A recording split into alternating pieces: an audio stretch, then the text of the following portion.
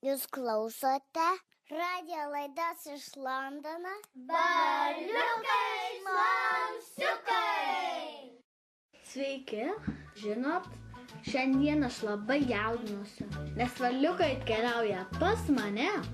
Besiruošdama sutikti draugus, sudaužiau vieną puodelį iš mamos gerojo servizo. Nežinau, kaip reikės mamai papasakoti.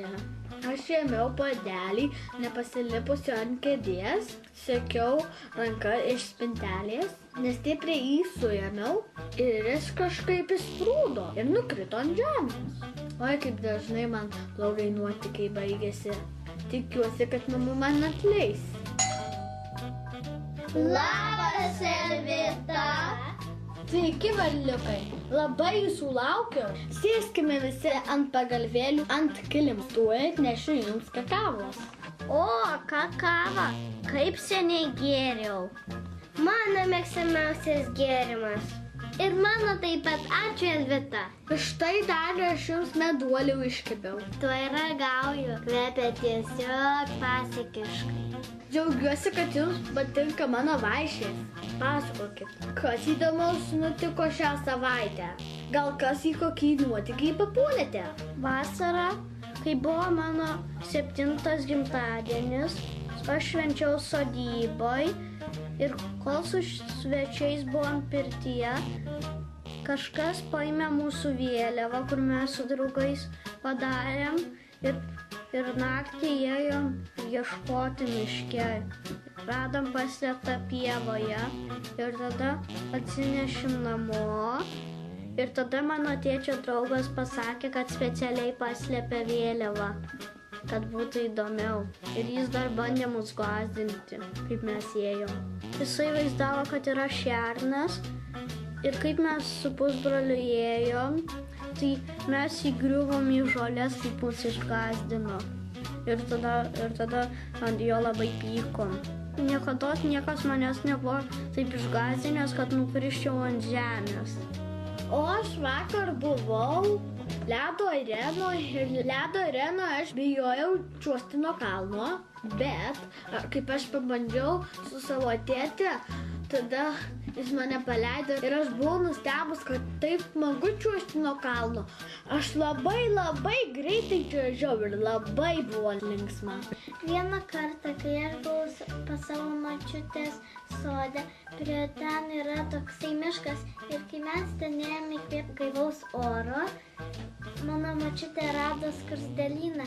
Jinai uždėjo ant skruzdėlyno ranką ir paskui nuėmė ir ant rankos rakojo labai daug skruzdėlių. Ir tada jinai jos nuėmė ir pavostė ir labai smirdėjo. Ir man dar buvo. Ir visiems davė ir visi taip fui. Ir tada, kai mes toliau paėjom, aš mačiau, kažkas vis krenta nuo medžių. Aš galvoju, kas čia? Ir tada mama sakė, kad ten voverės gliaudo riešutus. Ir riešutų kevalai krenta žemė. Ir tada mes vos nepasiklydom ir mes ėjom ir aš sakau, pala. Mes čia nebuvom, paskui ėjom kitą pasirėjom, ėjom. Ir tada aš visą radau tą tunelį atgal į savo sodą. Gal prieš milijardą metų, o ir gal net dar seniau, aš buvau laimėt laukinukė ir su dinozauru draugavau. Taip, ir tikrai jūs patikėkit, aš buvau labai laiminga, nes turėjau tikrą draugą, dinozaurą Mickey Chip. Juk tai buvo neseniai, bet tikrai neseniai, kai gyveno vaikai laukinukai.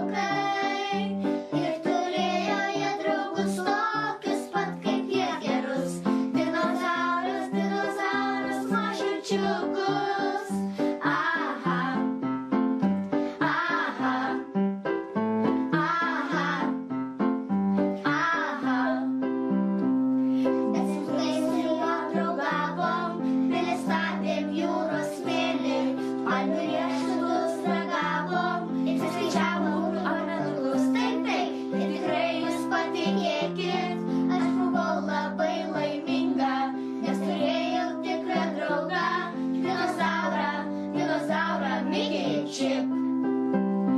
Juk tai buvo neseniai, na tikrai neseniai, kai gyveno vaikai laukinukai. Ir turėjo jie draugus tokius pat kaip jie gerus, dinozauras, mažučiukus. Aha, aha, aha, aha. Juk tai buvo neseniai, na tikrai neseniai, kai gyveno vaikai laukinukai. Ir turėjo jie draugus tokius pat kaip jie gerus, dinozauras, mažučiukus. Aha, aha, aha, aha. Aš kaip tik šiandien atsinešiau knygą, kuri yra apie peliuko Aniceto nuotykius. Tai labai mielas ir gražus peliukas. Aš irgi noriu pažiūrėti. Kokia spalvota knyga ir didelė. Kaip gražiai išpiešta.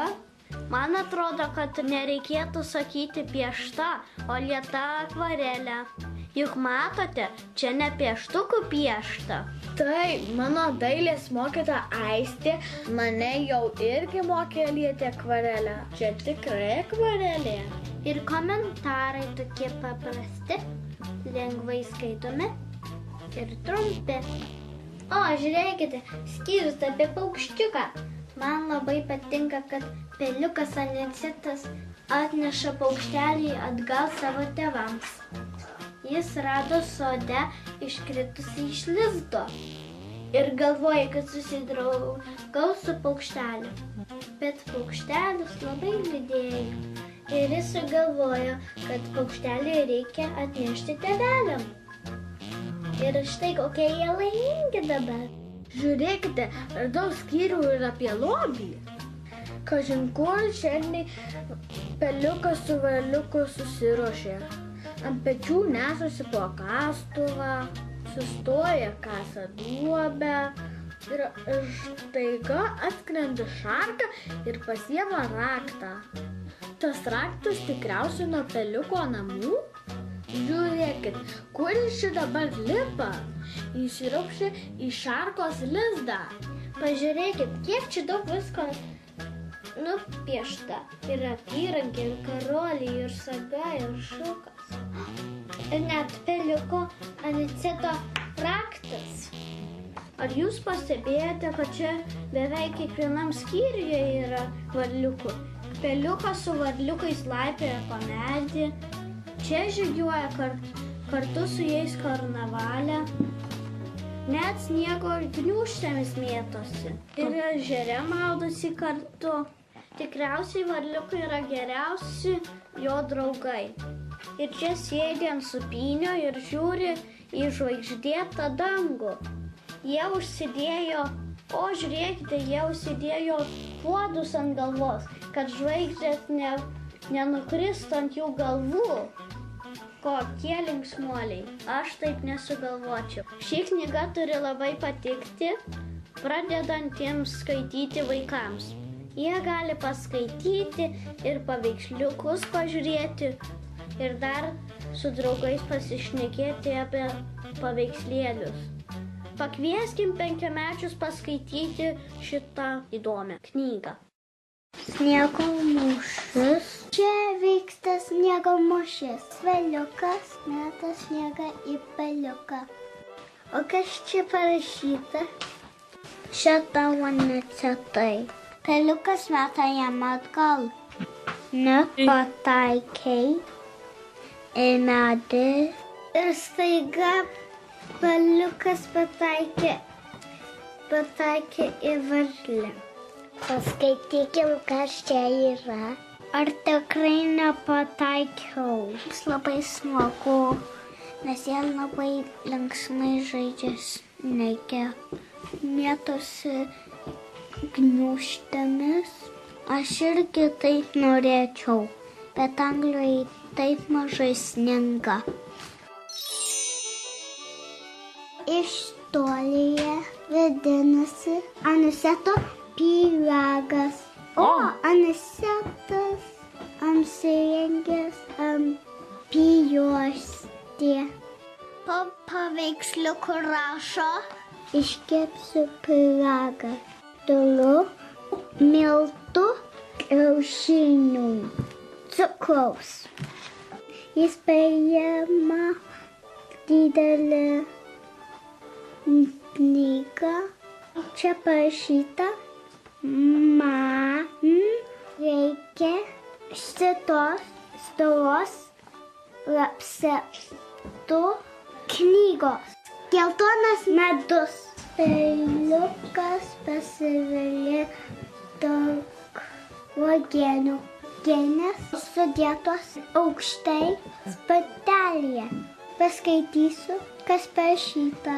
Nes be jos aš kaip nepasiekiu uogienės.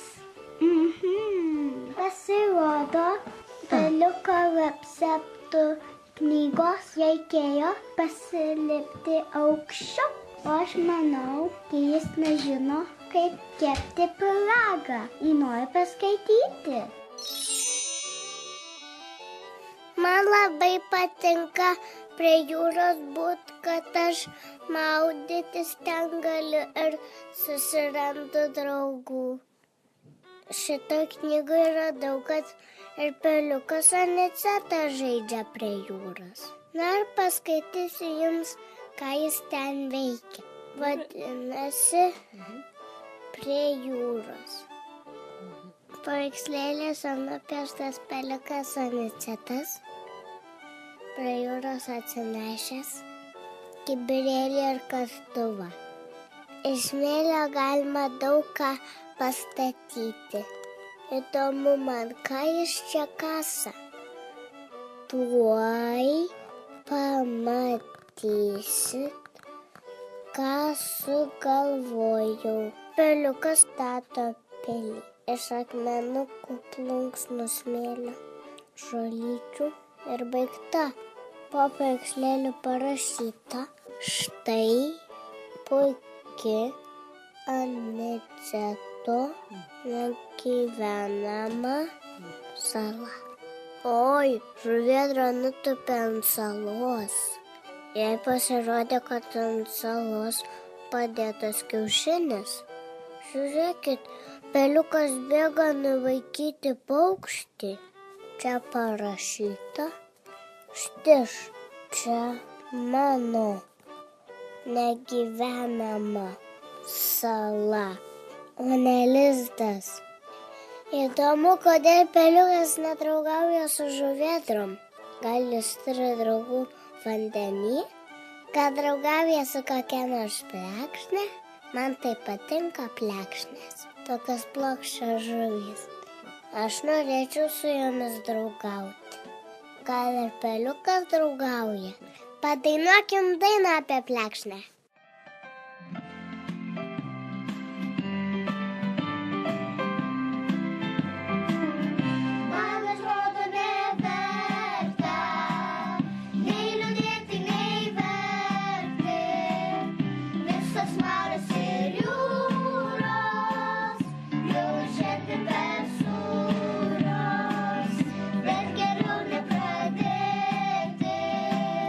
Maras ir man surė.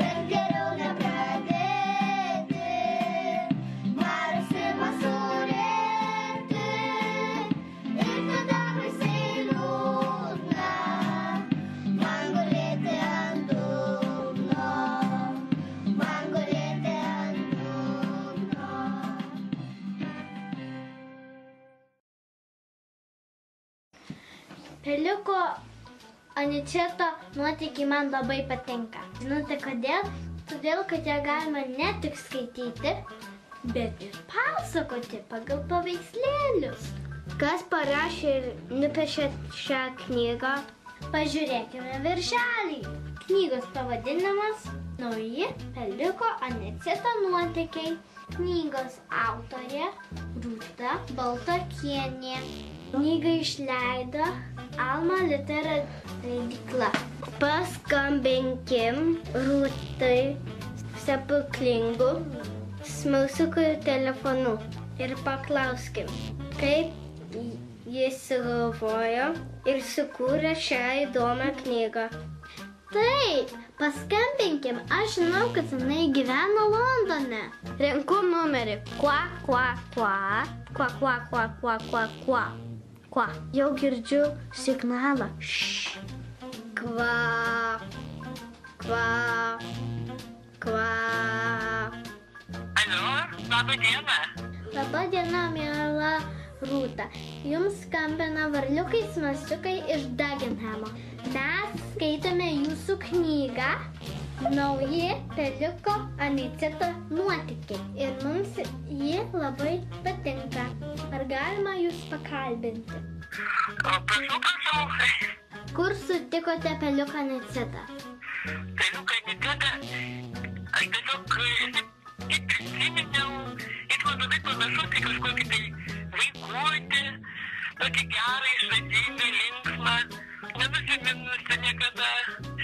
Daug yra knygučių apie visokius peliukus, nes turbūt, kad peliukai labai panašus ir žmonės gyvena šalia žmonių. Tiesiog, žinokit, aš įsivaizdavau, kaip jis atrodo iš pradžio. Jis tiesiog atėjo pas mane ir paprašė, kad aš parašyčiau ir nupieščiau knygutę. Kiek laiko trunka nupiešti knygą? Trunka pakankamai ilgai. Nors atrodo, kad labai greitai, paveikslėliai labai lengvi, bet pakankamai ilgai trunka, nes sugalvoti būtent tos nuotykius, kurie tinka peliukui. Kiti kaip žmogiukas yra. Pakankamai ilgai, galbūt kokius 3 mėnesius. Kaip vadinasi žmogus, kuris piešia knygose paveiksliukus? Žmogus toksai vadinasi iliustratorių. Bet aš irgi pradžiai iliustravau kitų žmonių knygas, o paskui sugalvojau, kad aš noriu sugalvoti ir sukurti savo knygą. Ir taip daro labai daug, žinokit, iliustratorių. Pradžiai iliustruoja kitų knygas, o paskui pradeda kurti savo knygas. Ir turbūt visi žinot, Kęstutį Kasparavičių ir kitus dailininkus tokius, ar ne?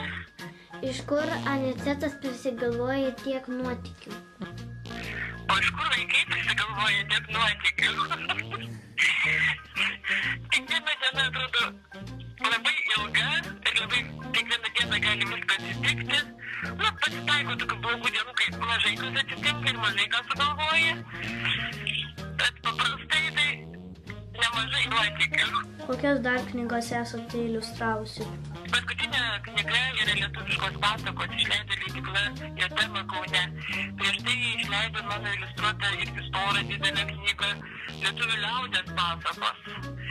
Dabar šiuo metu baigiu knygutę apie šuniukus, kuri vadintis turėtų Kas aš būsiu, kai užaugsiu, kur mažas šuniukas klausinėja visokiausių rūšių veislių šunų, ką jie veikia, ką jie daro, nes vaikai turbūt irgi dažnai galvoja, o kas aš būsiu, kai užaugsiu. Tai va, o knygų yra labai nemažai. Buvo pirmos mano knygos, buvo tokios neditukės, buvo Alekso Dabulskio Eiti rūdžiai, Franciškos Stravinskaitės Darželio auklėtas su Marku Skėčiu, čia buvo poezija. Toliau buvo Emilijos Knaputės Sninga, kurią ji parašė apie savo anūkę. Paskui Justino Marcinkevičiaus Voro vestuvės, tokia jau storų viršelių gražesnio popieriaus ryškesnės iliustracijos knyga. Toliau Kazimiero Baltingerio Mija ir Avelės istorija, apie Austriją knygutę. Paskui gal vaikai žino Krokodilą Geną tokį.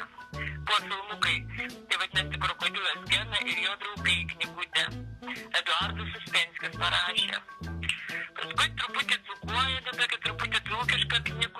buvo Emilijos Grebutės, vadinasi, Pasakutė apie brolį ir sesutę. Na ir Belis ir Katinas išėjo neseniai visai knygutė lietuvių liaudės pasaka, bet ta pasaka tai ne vien tik tai lietuvių liaudės. Ir kitos tautos turi tokią pasaką. Tai va tiek apie knygutės kol kas. Ar sulauksime daugiau Peliuko Aniceto nuotykių? Na, manyčiau, jeigu vaikams patiks, tai sulauksime. Viskas priklauso tik tai nuo jūsų vaikai. Jeigu jums patinka Aniceto nuotykiai, tai gali būti daugiau. Kokiomis kalbomis kalbantis vaikai skaito Aniceto nuotykius? Peliuko Aniceto nuotykius skaito lietuviškai, o ir taip pat yra latviškai išleista. Man labai patinka latviškai skaityti, nes kalba panašiai lietuvių, bet kažkas tai skiriasi. Už tai skamba kartais juokingai. Kaip Peliukas Anicetas latviškai bus pelės antkitas. O pavyzdžiui veidrodis tai yra stogulius latviškai. Tai vat, kol kas tom kalbomis. Yra kita knygelė išleista Kanadai, dvi knygelės. Tai prancūzų kalbos. Bet ne apie Anicetą, o apie tokį berniuką mažą, kurio susivėlusiuose laukose paukščiai įsirengė lizdą ir kuris draugavo su mėnuliu. Bet čia jau kita istorija. Kas yra ištikimiausi jūsų skaitytojai? Tai jūs vaikai. Kas daugiau? Jūs vaikai. Matot, aš labai nedraugauju su technika, dabar paprastai vaikai rašo elektroninius laiškus. O aš neturiu tokio savo puslapio, kur galėtų rašyti. Bet aš turiu jau anūką, bet kuris visą laiką prašo manęs, kad aš parašyčiau apie jį, jo vardas Jonukas. Tai va. Ar vaikystėje mėgote piešti? Labai mėgau piešti ir jeigu nebūdavo popieriaus, pripiešdavau ant stalų, kėdžių. Ir tais laikais nebuvo išleista knygutė Rudnosiukas, tai mano tėtis iš atminties ją užgražiai parašė ant vatmano lapų ir aš ją iliustravau. Ir tai buvo pirma mano iliustruota knygutė. O šiaip, jeigu vaikiškose knygutėse nebūdavo iliustracijų, arba per mažai būdavo, arba likdavo tuščios vietos, tai aš ten įpieštavau. Bet tais laikais vaikai piešdavo spalvotais pieštukais, tai buvo ne taip pavojinga. Dabar, jeigu flomasteriais, tai persikelti į kitą pusę lapo, tai būtų blogai. Ar Peliuko geriausi draugai yra varliukai? Peliuko viskas geriausi draugai yra varliukai. Kadangi pirmoji knygutė Peliukas Anicetas, jisai ten draugų nelabai turėjo. Aš nusprendžiau, kad jam galbūt liūdna ir trūksta draugų. Ir atsirado varliukai, visa kompanija linksmų ištikusių varliukų. Ačiū už tokį nuotaikingą ir draugišką Peliuką. Kodėl Peliuką pavadinote Anicetu? Peliukas Anicetas yra dėl to, nes man kažkaip, bet Anicetas vardas primena tokį, atsiprašau, kitų didelių Anicetų, bet primena kažką mažo tokį ir yra toksai kaip atsititi. Iš karto atsirado šis vardas, kartu su Peliuku. Jisai gimė kartu su savo vardu. Aš tik noriu pasakyti, kad vaikiškos knygelės yra ir mano darbas, ir hobis, ir aš jas kolekcionuoju visą gyvenimą, ir skaitau iki šiol. Man tikrai nenuobodu ir labai patinka, ir pats įdomiausias pasaulis man yra vaikų pasaulis. Aš linkiu jūsų klausytojams mylėti knygutes ir visą gyvenimą, nes tada jums niekad nebus nuobodu. Ačiū Jums labai. Linkime parašyti ir nupiešti daug naujų knygų. Ir labai laukiam Peliuko Aniceto nuotykių naujos knygos. Viso gero! Kas dar atėjo? Šiandien į svečius pakviečiau savo kaimynę Pepę Ilgakojnę. Ji tikras nuotykių maišas. Jinai išmokys mums žaisti žaidimą. Einam pažaisti kartu. Labas, Pepe, užeik! Sveiki, vaikai! Šiandien mes pasakojame savo nuotykius ir skaitome Peliuko Aniceto nuotykius. išmokyk mums kažkokį žaidimą. Mes norim padainuoti. Gal koks nuotykis įvyks mums bežaidžiant? Tai gerai, mes šiandien mokinsimės žaidimą. Ar norit išmokti žaidimą? Taip! Ir žaisim kartu, gerai? Taip! Gerai, jūs bijot lokio. Taip! Bijot lokio? Ne! Gerai, kas iš jūsų galėtų būti lokys? Reikia ištrinkti vieną varliuką, gerai? Tai tu būsi lokys, gerai? Taip. Gerai, nebijai lokių? Ne. Lokio? Ne, nebijai. O gerai. Tai tu būsi lokys. Tai žinok, tau labai lengva užduotis. Lokys šiaip yra toks tinginys, kuris miega visą žiemą, taip, ir tingi persiverst ant vieno šono, ant kito šono. Tai tu tupėsi prie krosnės, gerai? Prie krosnės atsitupęs tupėsi, o vaikai šitie padykėliai varliukai, šitie nenaudėliai varliukai, jie bėgios. Bet kai Pepė nustoja groti, o tada išlenda lokys ir tas nenaudėlis vaikus gaudo ir pagauni vieną vaiką, gerai? Tai tas vaikas iškrenta iš žaidimo, gerai? Ir lieka vienas laimėtojas ir tada tas keis tave. Bus kitas lokys, gerai? O dabar Pepė dainuoja tokius žodžius. Ten pas lokį šile, uogas grybus renku, o lokys tinginys ten ant krosnės tūnojys. O vaikai tuo metu šoka, gerai, ir kartu stengiasi dainuoti. Šoka vaikai, taip? Ten pas lokį šile, uogas grybus renku, o lokys tinginys ten ant krosnės tūnojys, o lokys tinginys ten ant krosnės tūnojys. Gaudo lokys, pagavo vieną vaiką. Tai vienas vaikas iškrenta, taip, vieną vaiką pasodina, bet jisai iškrito, taip? Na, liko 3 vaikai, toliau žaidžiam. Ten pas lokį šile, uogas grybus renku, o lokys tinginys ten ant krosnės tūnojys, o lokys tinginys ten ant krosnės tūnojys. Bėga gaudyti, vieną pagaunu, vieną pagavo. Ten pas lokį šile, uogas grybus renku, o lokys tinginys ten ant krosnės tūnojys, o lokys tinginys ten ant krosnės tūnojys. O, pagavo! Gerai, o vienas vaikas liko. Tai reiškia, ji laimėjo ir kitą žaidimą jinai bus lokys. Ačiū tau, Pepė! Prašom, vaikai, svarbu, kad patiko. Buvo labai smagu. Važiuok pas mus ir kitą kartą. Mėly klausytojai, kokias pasakas skaitote jūs? Mes labai laukiame jūsų laiškų.